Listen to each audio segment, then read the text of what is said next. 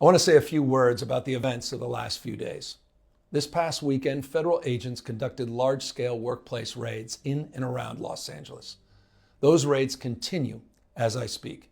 California is no stranger to immigration enforcement, but instead of focusing on undocumented immigrants with serious criminal records and people with final deportation orders, a strategy both parties have long supported, this administration is pushing mass deportations, indiscriminately targeting hardworking immigrant families, regardless of their roots or risk. What's happening right now is very different than anything we've seen before.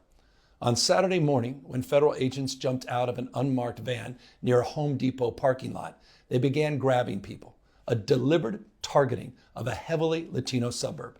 A similar scene played out when a clothing company was raided downtown.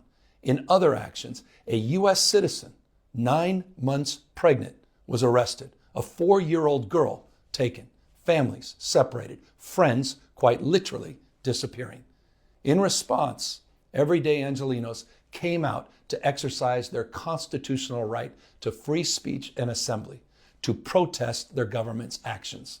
In turn, the state of California and the city and county of Los Angeles sent our police officers to help keep the peace. And with some exceptions, they were successful.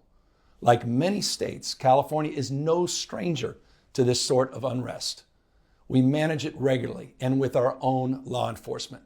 But this, again, was different. What then ensued was the use of tear gas, flashbang grenades, rubber bullets, federal agents detaining people and undermining their due process rights. Donald Trump, without consulting California law enforcement leaders, commandeered 2,000 of our state's National Guard members to deploy on our streets, illegally and for no reason. This brazen abuse of power by a sitting president inflamed a combustible situation, putting our people, our officers, and even our National Guard at risk. That's when the downward spiral began. He doubled down on his dangerous National Guard deployment by fanning the flames even harder. And the president, he did it on purpose. As the news spread throughout LA, anxiety for family and friends ramped up. Protests started again. By night, several dozen lawbreakers became violent and destructive. They vandalized property. They tried to assault police officers. Many of you have seen the video clips of cars burning on cable news. If you incite violence, I want to be clear about this. If you incite violence or destroy our communities, you're going to be held to account. That kind of criminal behavior will not be tolerated. Full stop. Already more than 220 people have been arrested, and we're reviewing tapes to build additional cases, and people will be prosecuted to the fullest extent of the law.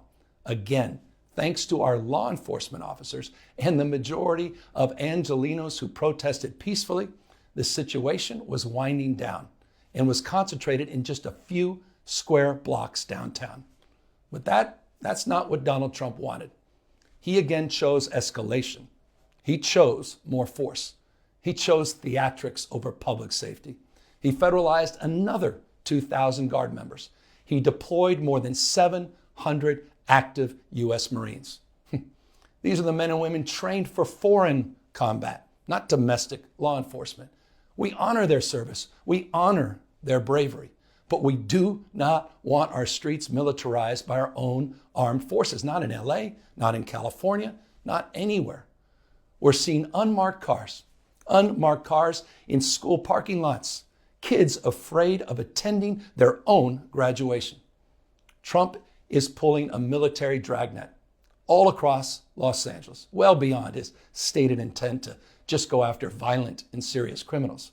His agents are arresting dishwashers, gardeners, day laborers, and seamstresses. That's just weakness masquerading as strength. Donald Trump's government isn't protecting our communities. They're traumatizing our communities. And that seems to be the entire point. California will keep fighting. We'll keep fighting on behalf of our people, all of our people, including in the courts. Just yesterday, we filed a legal challenge to Donald Trump's reckless deployment of American troops to a major American city.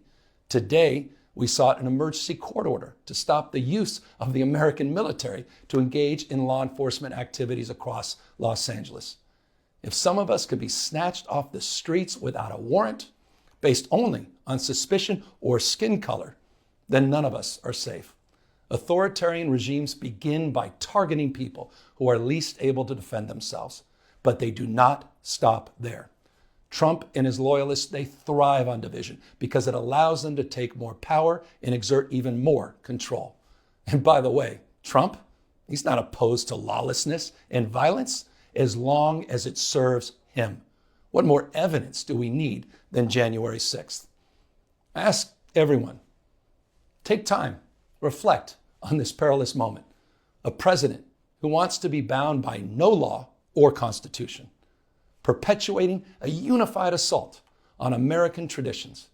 This is a president who in just over 140 days has fired government watchdogs that could hold him accountable for corruption and fraud.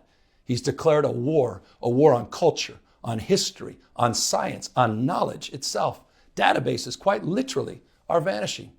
He's delegitimizing news organizations, and he's assaulting the First Amendment. And the threat of defunding them, at threat, he's dictating what universities themselves can teach. He's targeting law firms and the judicial branch that are the foundations of an orderly and civil society. He's calling for a sitting governor to be arrested for no other reason than to, in his own words, for getting elected.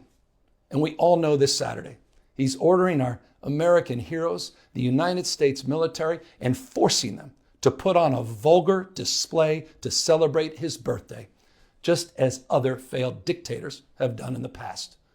Look, this isn't just about protests here in Los Angeles. When Donald Trump sought blanket authority to commandeer the National Guard, he made that order apply to every state in this nation. This is about all of us. This is about you. California may be first, but it clearly will not end here. Other states are next. Democracy is next. Democracy is under assault before our eyes. This moment we have feared has arrived. He's taking a wrecking ball to our founding fathers' historic project. 3 co-equal branches of independent government. There are no longer any checks and balances. Congress is nowhere to be found. Speaker Johnson has completely abdicated that responsibility. The rule of law has increasingly been given way to the rule of Don. The founding fathers, they didn't live and die to see this kind of moment. It's time for all of us to stand up. Justice Brandeis, he said it best. In a democracy, the most important office, with all due respect, Mr. President, is not the presidency, and it's certainly not governor. The most important office is office of citizen. At this moment, we all need to stand up and be held to account, a higher level of accountability. If you exercise your First Amendment rights, please do it peacefully.